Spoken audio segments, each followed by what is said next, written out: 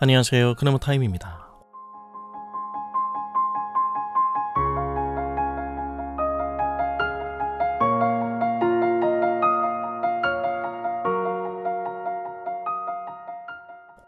오늘 본문에서도 보듯 예루살렘에 모여있는 11 제자와 그들과 함께한 사람들이 나누는 이야기의 주제는 단연 예수님의 부활이었습니다. 목격된 여러 부활의 소식들에 대한 제자들의 반응은 놀라움이었지만, 그러나 불신과 놀람이 겹쳐 나타나는 것을 보면 여전히 제자들의 마음은 무디고 느립니다. 이런 제자들 가운데 예수님이 나타나십니다. 부활하신 예수님 자신을 명백하게 보여주시기 위함입니다. 예수님의 등장과 함께 제자들은 기겁을 합니다. 유령을 본 줄로 생각한 거죠. 그런 제자들에게 예수님은 말씀하십니다. 얘들아, 나야 나라고. 얘들아, 나를 한번 봐봐. 그리고 만져보려. 예수님께서는 다른 사람이 아닌 이전에 몇 년 동안 제자들과 거리가 없이 함께 살았던 그 친숙한 예수로 다시 사신 것입니다. 부활이 영과 육이 분할되지 않는 나라는 존재의 연속체임을 보이신 것입니다. 예수님은 영광스러운 부활의 몸이셨지만 그 부활은 살과 뼈가 있는 몸의 부활이었습니다. 몸을 가진 존재로 부활한 것을 분명히 하시기 위해 예수님은 제자들 앞에서 구운 생선 한 토막을 맛있게 드십니다.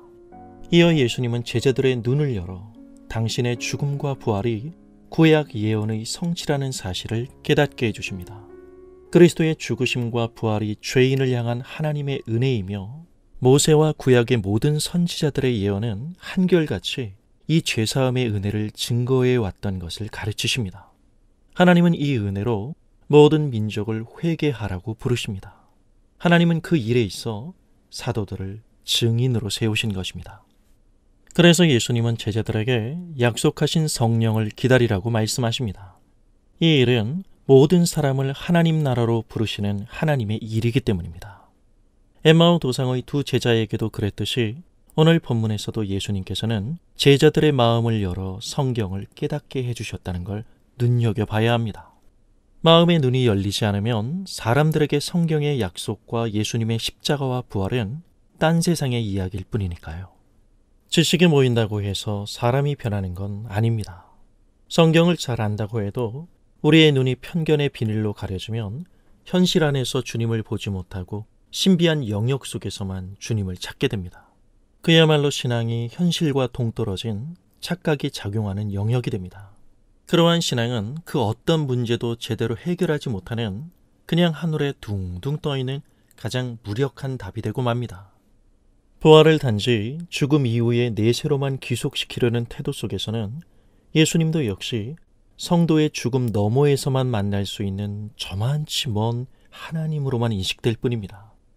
부활하신 예수님께서 두려움과 근심에 떠는 제자들을 찾아오심과 같이 예수님 그분은 언제나 우리가 있는 곳으로 오시며 우리에게 하나님의 은혜를 베풀어 주십니다.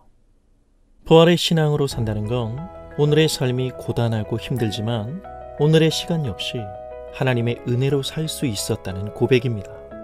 전쟁처럼 삶을 치열하게 살아야 하는 우겨쌈 속에서도 그런 것들이 나를 넘어뜨릴 수 없음은 부활의 사건, 즉 죽음의 자리에서 생명을 만들어내신 창조주 하나님이 내 인생을 붙들고 계심을 믿기에 현실에서 도망가지 않는 것입니다. 그래서 크리스찬은 후회에서 그치지 않고 하나님의 은혜를 구하는 것입니다.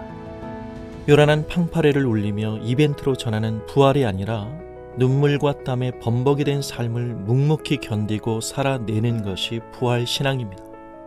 보여지는 물리적이고 물질적인 힘만으로 자신의 안전을 구하는 사람들 앞에서 단순히 능력만으로 하나님의 일하심을 따질 게 아니라 예수님이 그러셨듯이 오늘의 십자가를 지고 부활 신앙의 자리에 서는 것으로 내가 하나님의 뜻이 되고 답이 되는 삶이야말로 부활의 주님을 증언하는 것입니다.